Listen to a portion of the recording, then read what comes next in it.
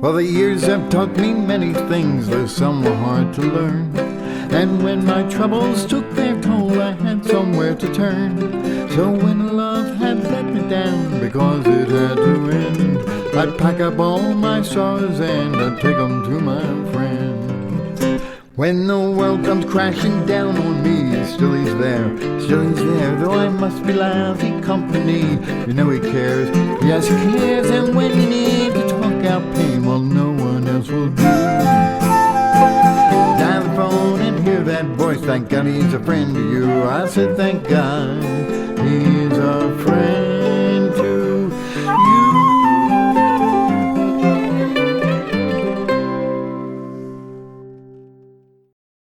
Welcome back to the Rusty and Jan TV show. We just returned from our trip from the Florida Keys. Oh, yes. I can still see the sunsets in my mind. And there's a few bikinis I saw. Oh, yeah. Yes, it was a fun and relaxing time, and we'll be sharing a video from our time there later on in the show. But first, we're going to feature an interview that we had with Michael London. It aired on our radio show, The Philly Folk Scene, in March. Yeah, we've known Michael for several years, and we still managed to learn some new stuff about him. He's one of those guys that's always growing. Yeah, absolutely. And I think our viewers will also find this interview very interesting. Well, Jan, we have a very close friend. We do. And a very exceptional musician today, someone that most of us know from Spring Thing and other events. He's a very unique musician in how he's developed, and he was really quite frank about the individuality and a lot of the precision of what it is that he does. And with that, we're lucky to have as a repeat performer Michael London. Hi, Michael. Hi, I'm so happy to repeat. Great to see you again. Oh, yeah. Well, you know, it's been a long time since we've actually talked to you, and there have been many changes since that time, both for you and for us as well. Yeah, since that time, I've decided to retire from teaching and going to be spending more time on music. So that's going to be happening starting in May. So pretty exciting. Yeah. A little scary, but yeah. I think you've been able to delay your midlife crisis for many years, but now it's time, you know. Very good. Do I get a sports car or something? I don't know. Right. A new guitar. Probably a new guitar. That sounds more my speed. That sounds about right. You're in an organization with me called Music for People. Tell us about your love of improvisation. Well, it started when I was in college. I met this hippie guy named Will Vukin, who was a really wonderful flute player. And at the time I was doing singer-songwriter music and happy doing it, but also looking for something new. And I also had heard the group Oregon, who kind of blew my mind. And I thought, wow, I want to do this kind of thing. And so I met Will, and he started hosting these playing sessions up in his attic, and he'd light an oil lamp and we'd all sit in a circle and we would just start playing. And it took me a while to get used to it, but I kind of fell in love with it. And it started, this exploration of improvisation in many ways that also included some time working with dancers. So a little later on, when I lived in Cleveland, I got hooked up with Cleveland State University, where they had this dance program, and I would do improv music for their dance programs. So I've sort of had parallel lives in terms of exploring improvisation and doing singer-songwriting stuff and doing jazz stuff. And it's kind of all come together now to where I kind of do everything all at once. And the music's feeling better than ever. Yeah. It's sounding better than ever, too. Just to get back to this thing you mentioned about dancing, didn't you do something with Whirling Dervishes a bunch of years ago? One of the things that I do is I work with Rumi poetry, the 13th century Sufi saint. I put his poetry to music. And so I had the opportunity to open for the Whirling Dervishes of Rumi at the Allentown Symphony Hall. I remember. And that was very exciting. And they did their whirling dances, and they had this amazing Persian music. Paul Butler and I teamed up for that, and I had the chance to do a concert in a symphony hall, and that was really a highlight. That was amazing. Sounds like a bucket list item to me. Oh, yeah. What Yeah. the heck? So tell us a little bit about your current songwriting and how it's evolving. Yeah, and go a little bit into the beginnings of how you were inspired and how you've changed. Well, sure. Well, I mean, I started writing songs as a kid. You know, I learned guitar when I was 10, and I almost immediately started writing my own songs. Mm-hmm. And early on, I think they all sounded like James Taylor songs. I'd play them for people, Many and of they us would say, started that way. Yes. people would say, "Is that a James Taylor song?" And at first, I was really complimented by that, and then after a Right. while, I realized I'm becoming James Taylor. That's not Yeah. necessarily what I want to do. I know. I became Cat Stevens. So, Okay, okay. yeah. And then I brought in other influences. You know, I've been influenced by Motown. I grew up in Detroit, and my songwriting really took a shift when I got into Rumi poetry. I guess I should back up a little bit. I made my first CD in 1996, really with all the songs that I'd written my whole life. It was called Everything Is New, and did it at Morningstar Studios. Spent every cent I had on the best studio I could find and all the best players I could find. That was really a thrill, and I did it over 13 months. So it was like getting a degree. I mean, it was just, and Glenn Barrett was the engineer, and he was just brilliant. Kenny Alancy, who many of your listeners know, helped to pull together the band for that and was really amused through that whole experience. So I wrote a whole group of songs that I put on that album. Then I started getting into Rumi poetry. My wife is a poet, Lisa Devano. She was poet laureate last year of Montgomery County. Wonderful poet. And I also have a great friend, Bill Van Buskirk, who's another brilliant poet. So they kind of got me into poetry. And Let me just ask, Yeah, go with, ahead. your influence by Rumi, was that like a spiritual transformation as well, an enlightenment for you? well, I think I've always been spiritual. I grew up Jewish, but really my spirituality has always revolved around music and around the transcendent experiences I've had playing and listening to music.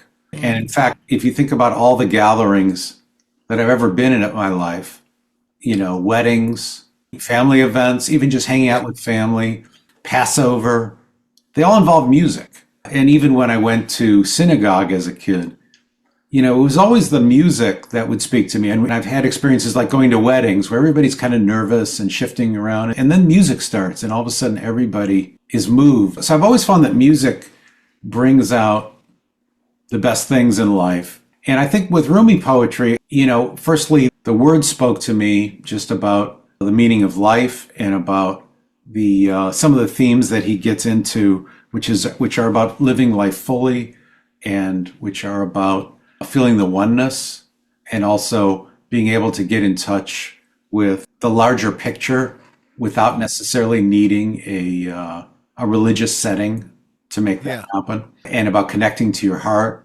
and about being present and living fully. So there's a whole lot about the poetry that just uplifted me, and then I found by singing it and recording it, and then also presenting it to other people, that I was now living these words, and it was helping me to embrace the meaning of it and actually, you know, not just admire the words, but to live them. It strikes me that, like I remember, because I've known you for many years now, that it was in some respects a phase, but it was also similar to a stepping stone that expanded your music into many other areas. It was like a foundation and perhaps a belief system or a deity, you know. It put me into communities I'd never been in before, spiritual communities, and I started doing music mostly in churches. Unitarian churches. Right now, I play for New Thought Philadelphia. So it started putting me into spiritual communities. And then the other thing is that as I learned to fit words that by and large don't rhyme and to create songs from them, it really shifted my own songwriting as well, and my own lyric writing. And I learned a lot about how to free up my playing and writing through that material. And now my own writing, I think, has some of those Has same evolved. qualities. Yeah. Yeah. Was it Lisa that introduced you to Rumi? Yeah, I think I learned about Rumi through Lisa and through my friend Bill, and I was immediately struck by it. And I remember the first time I tried it, I had decided that I wanted to make an instrumental album to work out with. And I was just getting into this poetry, and I was doing vocalese stuff, and I just started chanting the words. And I was asking myself the question, how would Marvin Gaye sing Rumi? Because I'm also really into Marvin Gaye. And then I found myself really drawn to what I was creating. I had no idea that this is a tradition that people have done for centuries to sing Rumi. I thought I was the only one who'd ever done it. The bad news is I'm not very original, but the good news is that I'm not crazy. So, Yeah. so I sort of entered into a tradition without even knowing that it existed. Well, you do it very well. Yeah, and to make a point of it, it's an exceptional challenge, especially to rhyme the unrhymable. And the way it comes off is very well thought out and done so well. I mean, I would really encourage people to take a listen to some of your music based on Rumi just because of the quality of how you were able to get it done. And we should do that. We have a song that is a Rumi song that was recorded live at Jamie's called Boy. The Reed. That almost sounds rehearsed. It wasn't. Can you tell us a little bit about the song and a little bit about that particular performance? Let's see, I believe that the band had, I've got an amazing band. Paul Butler on clarinet and saxophone. I think he's playing clarinet on that tune. The wonderful Larry Cohn on bass, who's a local legend. And currently playing with Bill Marconi, who's fantastic. But I think this recording, I believe, is John Marshall, who is a percussionist who lives in Connecticut, who is an amazing percussionist. This song is a little different than some of my Rumi pieces in that there's some spoken word in it. And usually it's all sung. I mean, there's some parts of it that are sung, but there's some that are chanted. So this kind of shows a period where I was getting into chanting and learning to use my voice, not only in singing, but also in spoken word. A couple of the things that this demonstrates is I got into using alternate tunings, and this is played with a shortcut capo in a sort of a dadgad tuning, and it's fingerpicked. So it kind of shows a way I'm using open tunings, and that was one of the evolutions in my songwriting was learning how to free up my playing through using open tunings, which allow you a drone string. So the low E on the guitar is a drone string in this piece. And if the piece feels kind of mesmerizing to you, or if it kind of puts you into an altered state of consciousness, or you feel the band entering into that some of that is coming from that. Okay. Well, let's listen to it. Let's do that. This is The Reed by our guest today, Michael London.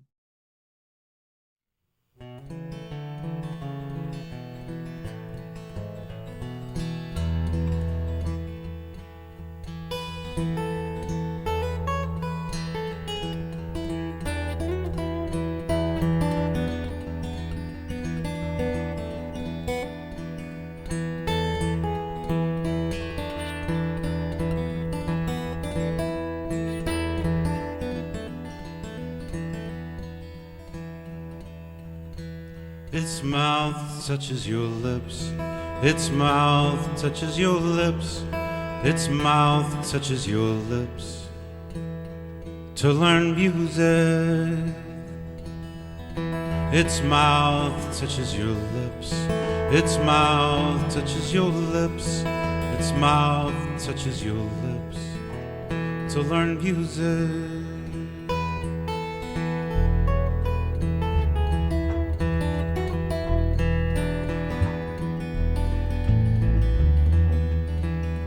Who is the luckiest in this whole orchestra? The reed. Its mouth touches your lips to learn music. Its mouth touches your lips. Its mouth touches your lips. Its mouth touches your lips. To learn music, music.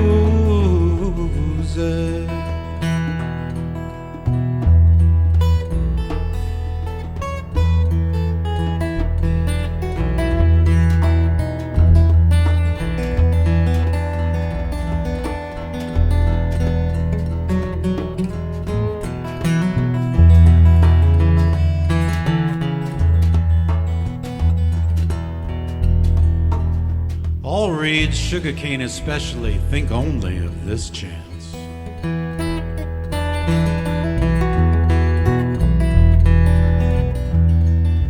They sway and the cane breaks, free in the many ways that they dance.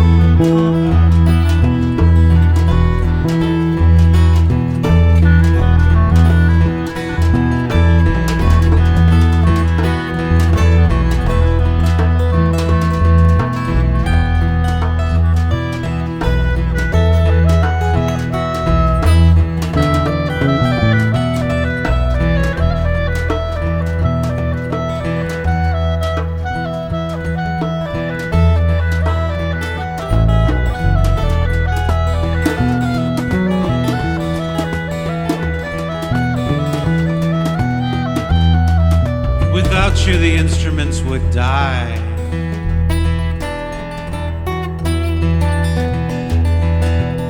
One sits close beside you, another takes a long kiss. The tambourine begs, please touch my skin so I can be myself.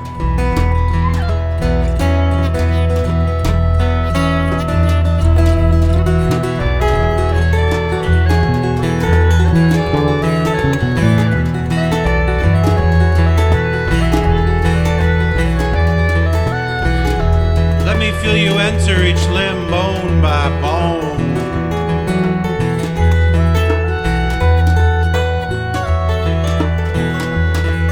That what died last night can be whole today.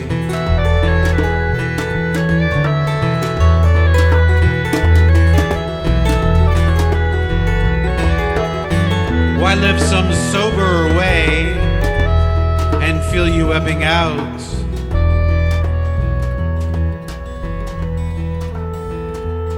I won't do it.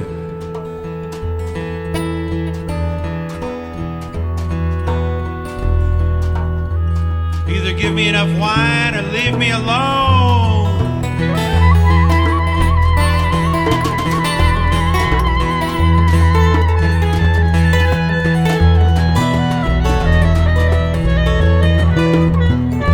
Now that I know how it is to be with you in constant conversation,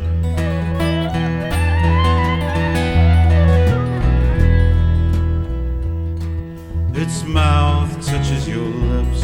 Its mouth touches your lips. Its mouth touches your lips. To learn music. Its mouth touches your lips.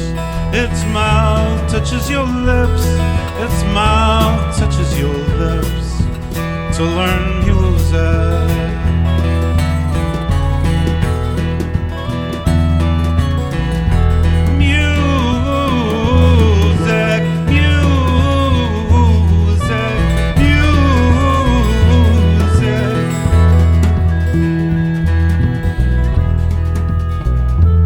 Luckiest in this whole orchestra. The reed, its mouth touches your lips to learn music.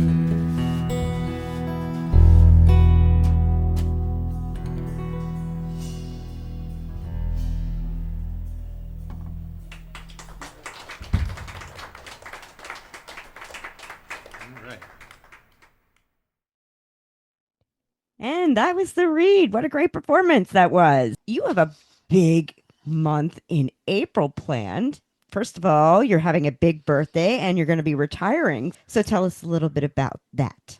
Why do you have to let it be known that we're all old men now? Do you have to announce that? We um, have a following of um, people who, you know, he wanted to talk about it. well, okay. So tell us about your big birthday in April and retiring from teaching and that transition into focusing on music a little bit more. Sure. Well, this is entering the next phase, and I decided to, after 20 years at Muhlenberg College Wow. teaching, I decided to move on from that and going to be focusing more on my music. I also do some leadership coaching, so I'll be doing some of that also. But mostly I'm going to be focusing on my music and have a chance to really see what that does, maybe to jumpstart my own development as a musician. And the other thing is I'm turning the big 7-0. So I don't feel 70, but I feel good.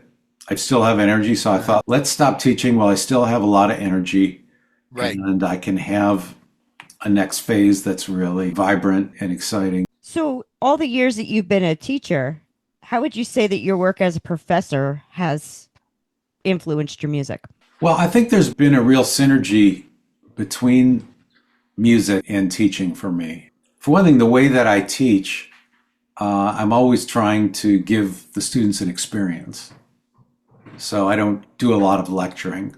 It's all about making energy happen. It's all about making community happen. It's all about getting people involved. And that's the same thing I do when I perform or when I collaborate with people. If I want to just play by myself, which I love doing, I'll sit in my room here and I'll play by myself, which is fine. Yeah. But I like to involve people. I like to involve the audience. I like to get people to sing. I like to bring out the best in all the other performers and create interplay. So a lot of what I do with my teaching is facilitating groups. Yeah. And my field's organizational behavior, which is about the study of people working together. So a lot of that's about facilitation. And when I play with other people, I also facilitate. So I do that in my band. I do that just when you and I are jamming, when you guys and I are jamming. Sure. I'm always trying to make something happen. And then also just the awareness of human dynamics that I've studied I have a doctorate in organizational behavior, and study of groups is, it's pretty easy for me to tune into what's happening around me and to think about other people and to, try to do things to make a group come alive. So I think I'm pretty much do that without a lot of thinking. And so I do the same thing when I'm playing music. And I would say it's vice versa too. I think music has made me a better teacher. I think a lot of what I know about teaching, I also learned through music. Now, you're talking about getting more involved in your communities, but you're losing a community, and that of the 20 somethings that you've been able to feed off of. I mean, we can remember ourselves at that age being so full of dreams and passion and ideas, and you go into that environment every day, and I'm sure that you're fed by it. Yeah, I mean, I tell my students that I know their age better than my own. I've only been this age for the last 1 second, but I've been around 20, 21-year-olds Yeah, yeah. for decades. And I am really going to miss them. They're fantastic. Luckily, I stay in touch with some of them, but I am going to miss their energy. And, they have a certain kind of wisdom where they're still a kid and they're also a young adult. They sort of have one foot in being a kid and another foot in being an adult. And they kind of have the wisdom of both. They still have a sense of wonderment. They do. Yeah, I am going to miss that. But, you can't have everything all the time. No, So no doubt. Yeah. And you'll get Yeah. more of me. there you go. Well, I actually saw your teaching style last summer at Music for People, the Art of Improvisation workshop, the week-long Art of Improvisation workshop that we did. And you ran a workshop. Tell our listeners a little bit about that. That was really Sure. fascinating. Firstly, for those of you who are into music, which is probably all of you, you should check out Music for People. It's an amazing Yes. organization. It is so much fun. You're going to meet all kinds of musicians and you're going to love it. So check it out. Musicforpeople.org. Yeah, go Well, there. I've been impressed. I originally thought, oh, that's a nice idea. But the more I've seen Jan get involved with it and yourself as well, I realize that it really calls out to that initial spark that when music grabs us and we want to participate, and there's a way to do that. And I can see how other musicians would grow from that Oh yeah. spark. It's really quite a phenomenon and quite an Life organization. changing. Life changing, yeah. Yeah. Jan, I've seen your playing really take a leap since you've Yes. been involved. And it was Aw. already great, but I mean, it's really been gratifying just to see how much it's affected you. Aw. Yeah. Thank you. Well, Yeah. I think you might agree that with many musicians, one of the biggest things they fight is confidence.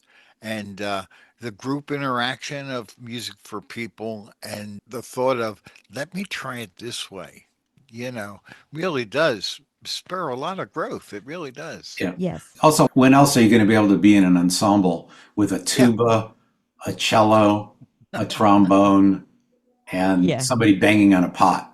Yeah.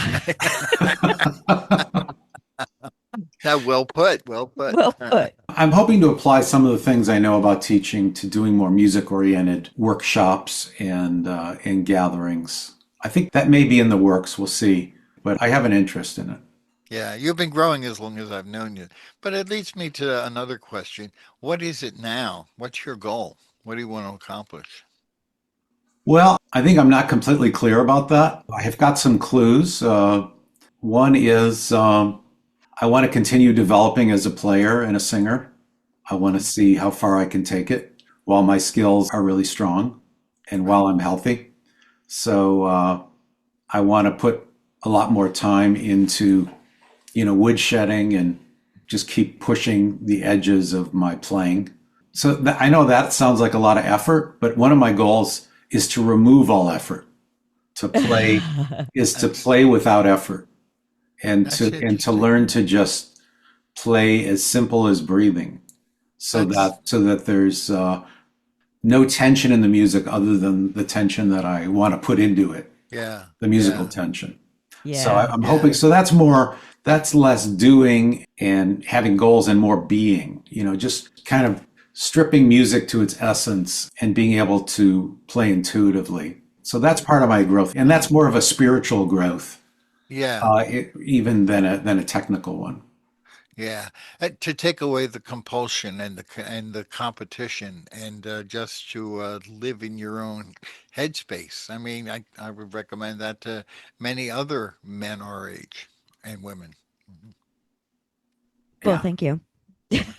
We should listen to another song. You have another great recording from Jamie's House of Music called Diner Boy. Tell us a little bit about that before we hear it. Well, this is a story song, and I do love story songs. I've got a few of them. This is one of my favorites. So the story is just a simple story. Back when I was teaching at Penn many years ago, there was a diner type restaurant right near campus that I used to go to. And I just loved hanging out there. It was just so comfortable. And as a kid, I didn't have the most sophisticated culinary palate. I always liked really basic foods. And You're still that way. I was Yeah. never exactly a foodie. So I would at times get criticized for that. Oh, that's So funny. I developed a bit of a thin skin around that. So behind this song is both the story of me going to this diner, and also maybe it's a bit of a slap back at some of the criticism I've taken for being a quote unquote diner boy, which is We're the all name of this. diner boys now. I mean, everybody I know, when they go out to eat, they want that selection. Make sure you have your AARP card with you. Exactly. And then there's also the story of the waitress, which I won't spoil it. You Right. can just hear it in the song, Marlene. So Yeah. tip of the cap to Marlene, wherever you are right now. Exactly. Okay. All right. So this is Diner Boy by our guest today, Michael London.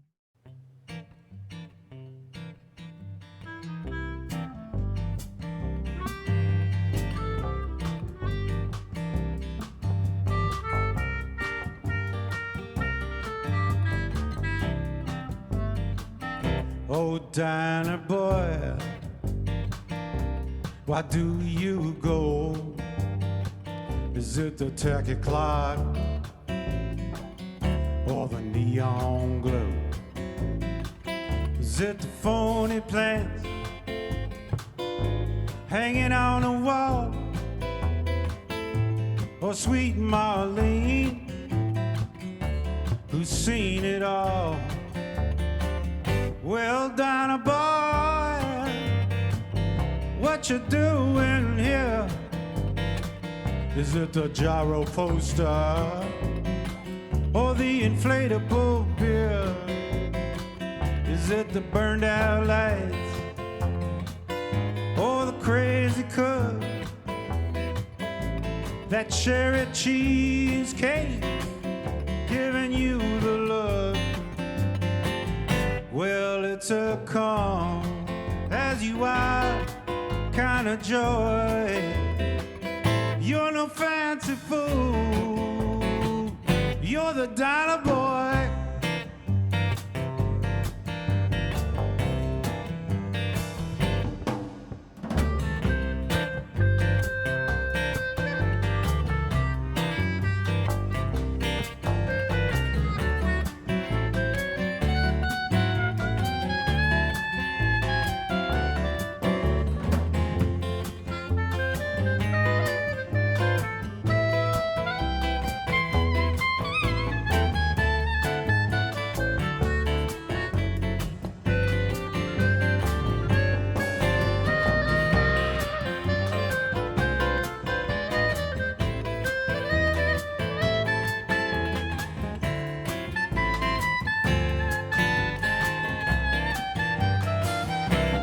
This old place, it goes down easy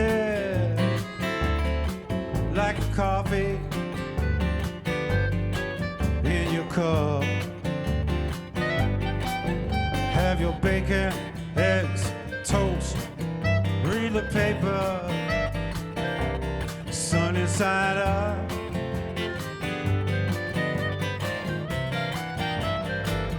You Dinah boy, why do you eat in a place with red plastic seats? Is it the chocolate mousse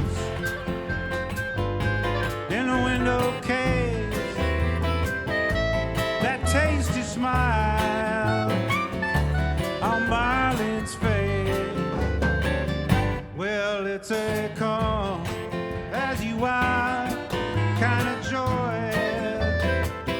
You're no fancy fool, you're the Dinah boy.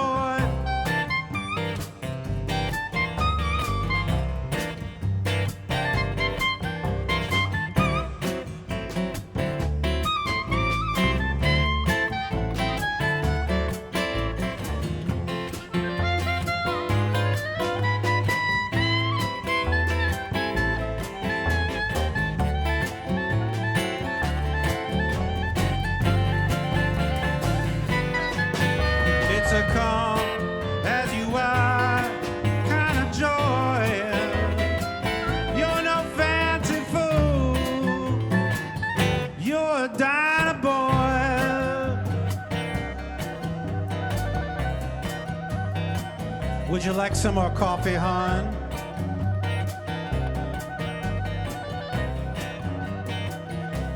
The cherry pie looks good today.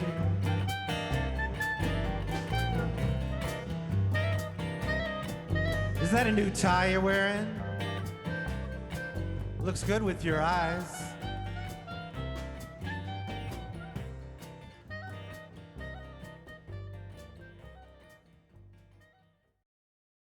And that was Diner Boy by Michael London and band. And so tell us a little bit about how you became a band leader. Yeah, well, that's evolved over time. And I put together this band. I've been playing with Paul Butler for many, many years. And then we added Larry Cohn, and I've been with several different drummers. For the last few years, I've been playing with Bill Marconi, who's just wonderful. And there's a great camaraderie in the group. They're all fantastic players. They all put the work in to really learning the tunes, besides being great improvisers.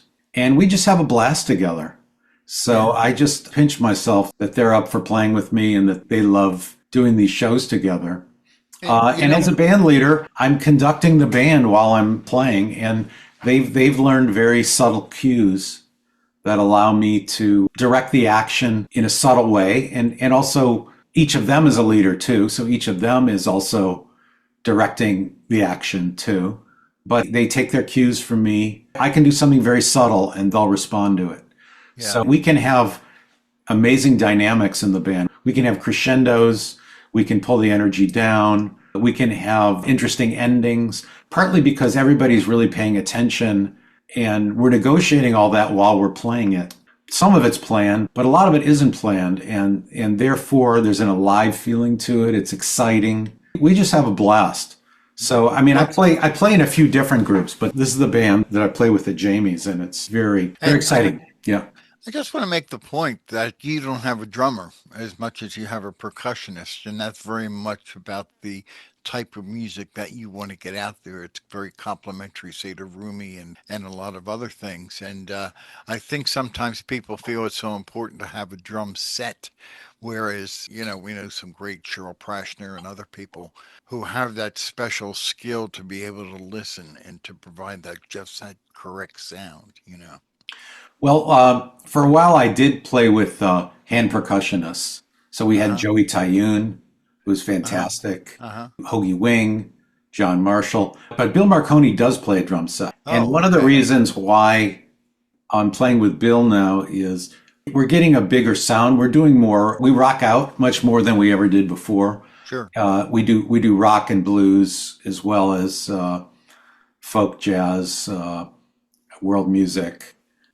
Singer-songwriter stuff. But I like the size of the sound that we're getting and the excitement that Bill Marconi can generate on his drum kit. So now he uses brushes for the more sensitive stuff, but he can definitely drive a great beat. And that's really one of my learning edges, is just to learn to rock out and loosen up and just have fun playing. Yeah. So now another thing I wanted to talk about is your love of guitars. Yes. And your obsession with tone. As you know, I'm tone obsessed too. It's almost a sport for you. Yeah. Hunt the guitars and, Here's one of them right here. Speak of the devils. This is a handmade guitar made by a maker named Lynn Dudenbostel. And wow. If you can say Dudenbostel, you've got good diction. But this is a gorgeous OM, handmade. So I have a few guitars, and they each. That one is great for very sensitive playing, very subtle playing. I have some larger guitars that, like, I wouldn't take that guitar to a loud jam because it would get swallowed up by all of the energy in the room. But in this quiet room, it sounds thunderous. It sounds amazing. But I might bring my 1946 Martin D18 to a jam, and that will cut through. So I have different guitars for different purposes, and I'm also into electric guitar and do a lot of programming of multi-effects. And I also enjoy space music and improvisational music, and for that I need guitars that have very long sustain. So an acoustic guitar has very little sustain. You hit a note and it ends pretty quickly. An electric guitar, through multi-effects, that note can last indefinitely. And so you can do some interesting textural playing with the electric guitar. And you're super picky about picks too, right? Yes, I'm picky about picks. Here's some picks right here. Each pick is like, if I was a painter, each one is a brush, or each one is a paint color. And then, if you get the edges just right, and you keep them in good shape, then they sound fantastic. And what do you do to a pick to make it accommodate you best?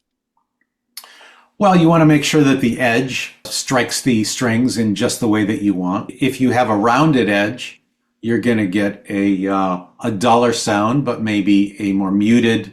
Like if you're playing jazz, you're not going to want something that really has a lot of click to it. You're going to want something very smooth sounding. So maybe you're going to want a different kind of edge and a different kind of thickness. And if you're playing, country music, you're going to want to really have it be punchy. And so again, the thickness and the edge and the material might give you that. And if you want something that's just gorgeous, you might want to use shell. You might want to use an organic material that's very warm and beautiful. So there's a lot of different ways you can experiment. And it's also a lot of fun to just play with tone. I just want to pick that I don't drop. But well, that's good.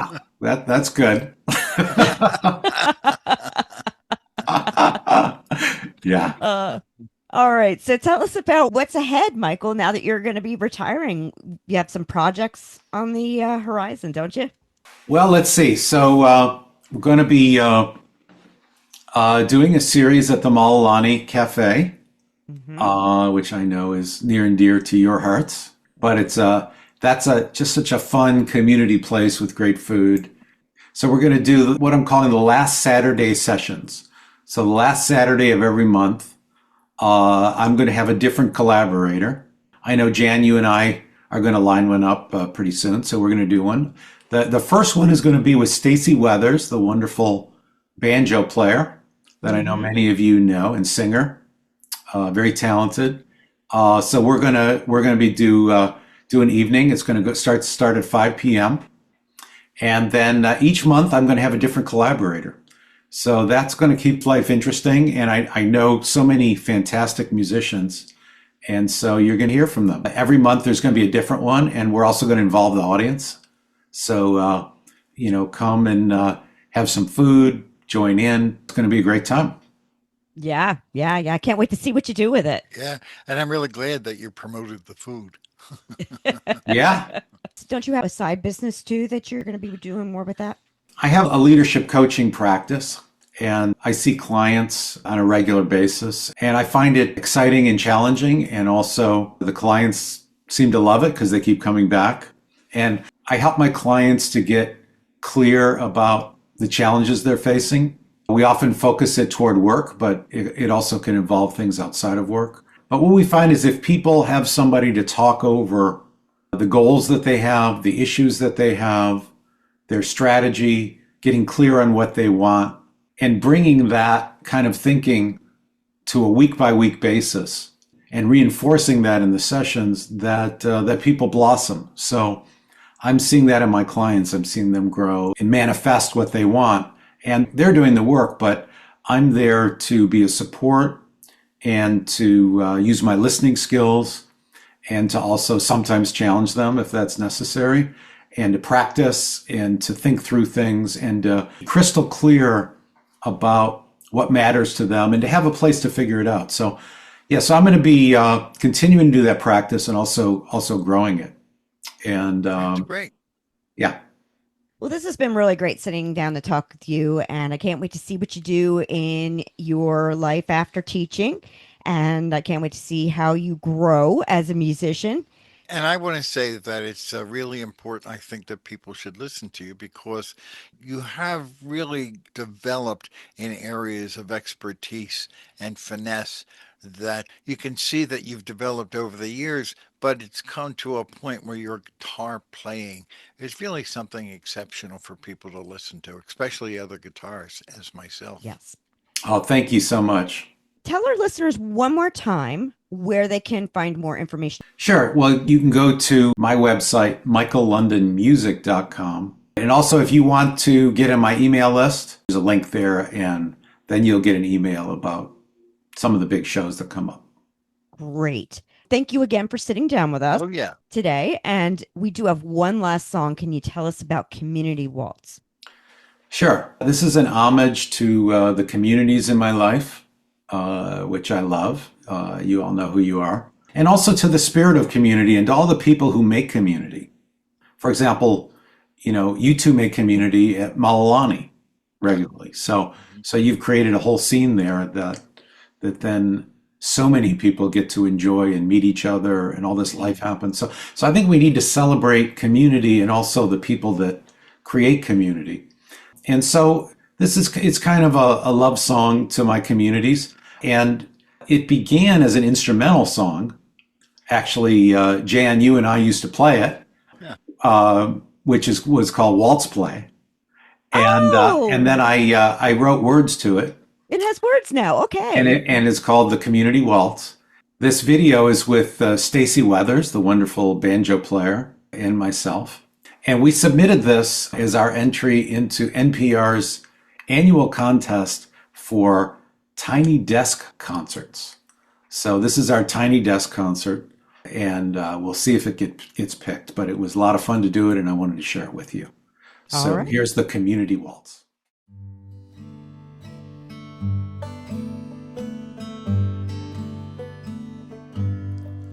In a world so uncertain, there's a place we can rest. We know when we find it, we don't have to guess. And our loneliness heaves when we know that it's real. The people that hold us and bring out our best. When did you get to be like family to me? Well, I don't remember. No, I don't recall. But the roots that we share and the way we all care, well, it helps us to get up each time that we fall.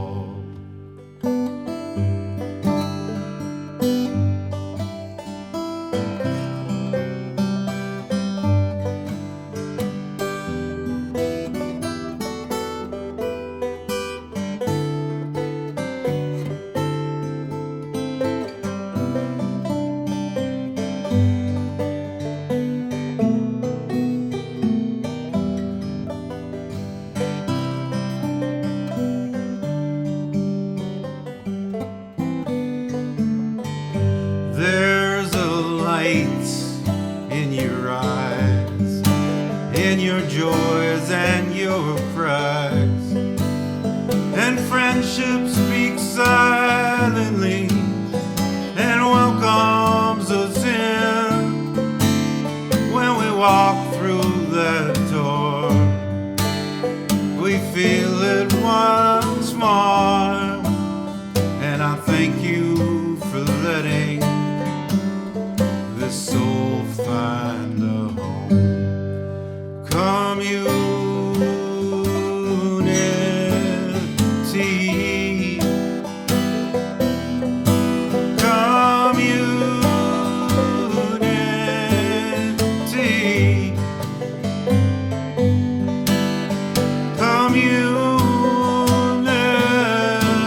community, oh, our community.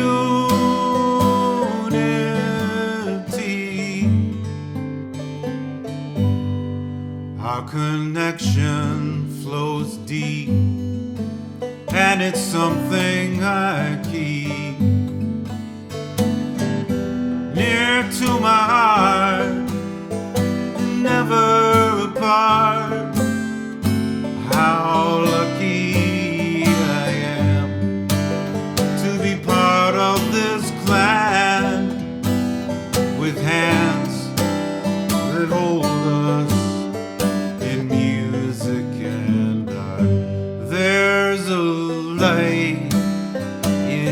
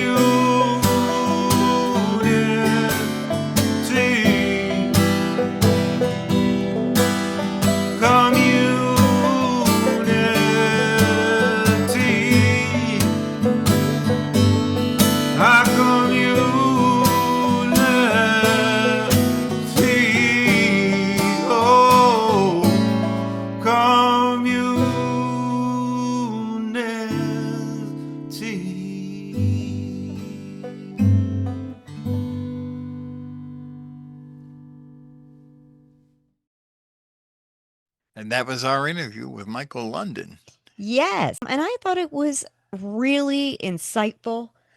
And like we said earlier, we learned some things about him. And, that's saying a lot considering we've had a 20-year relationship with Michael. Yeah, but also he's a very spiritual guy in many ways, and he really touches on a lot of that aspect of playing music. So it was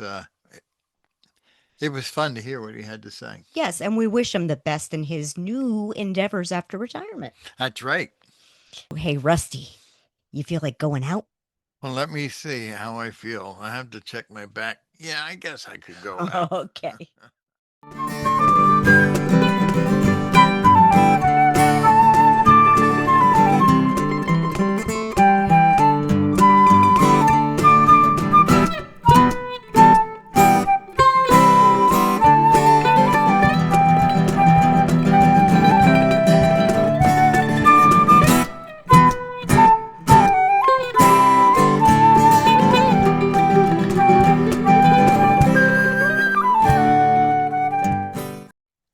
So while we were at our favorite bar in Key West, we met another musician who was performing during happy hour. His name was Charlie Knott, and we were impressed with his music. And we made some plans to feature him on a future episode of our show. And we look forward to connecting with him. He invited Jan to perform some songs with them, and this is how it went.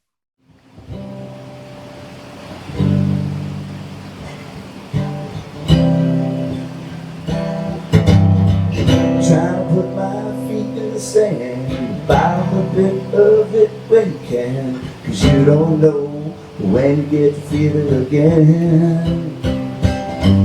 Grab a ukulele, call up an old friend, steer the wheel up round the bend. If you sift through the ship, you just might find a gem. An old shipyard reminds me of the past. We shredded the sails, but got a mighty strong mast. The race to the finish, we just might come in last. Everybody's gotta cut their ties sometimes, and everybody can't be wise all the time. Leave your map behind and see what you'll find.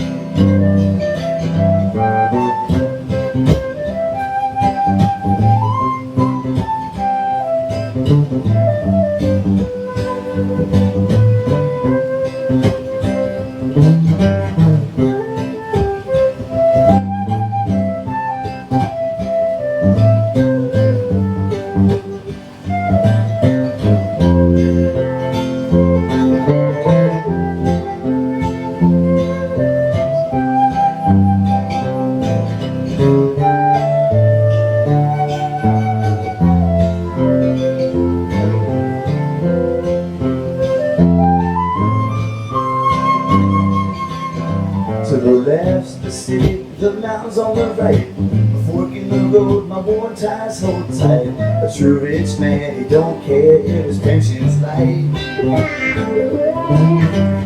Dirty driftwood, sure seen some sights.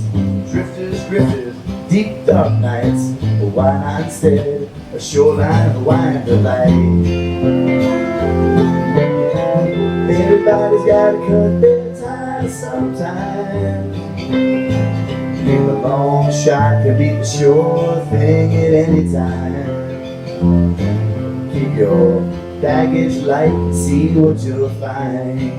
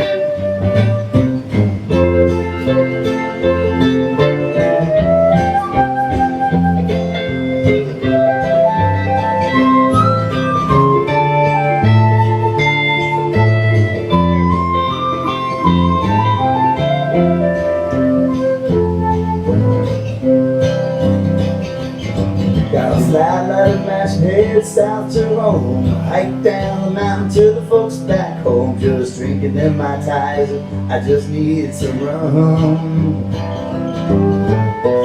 Trying to put my feet in the sand, find a bit of it when you can. Oh, you don't know when you get feeling again. Everybody's gotta cut their ties sometimes, and everybody can't be wise all the time. Leave your map behind and see what you'll find.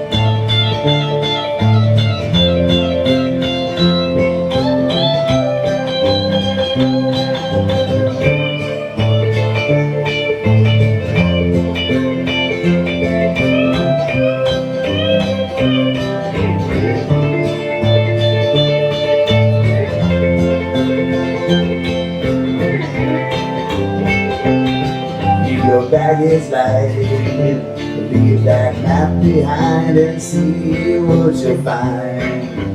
Leave your baggage light, leave that map behind and see what you'll find.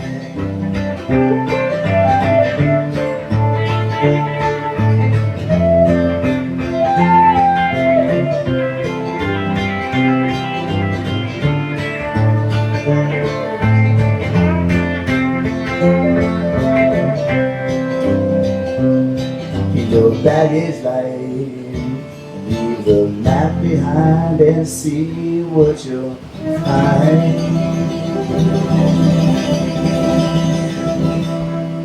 Yeah. Oh, damn. Hey, well, that was fun revisiting our time in Key West. Yeah, it was fun. It was really interesting to see how you had that give and take with Charlie Knott. I think he's going to be a great friend as we develop our journeys to Key West every year. Yes, and we look forward to having him on an episode in the not too distant future. And we hope you enjoyed today's episode of the Rusty and Jan Show. Join us next month for our interview with Jonathan Brooke. I tell you, it's going to be fantastic. Yes, and we'll also be introducing some new and exciting features that you won't want to miss. In the meantime, we'll see you out there. Bye bye.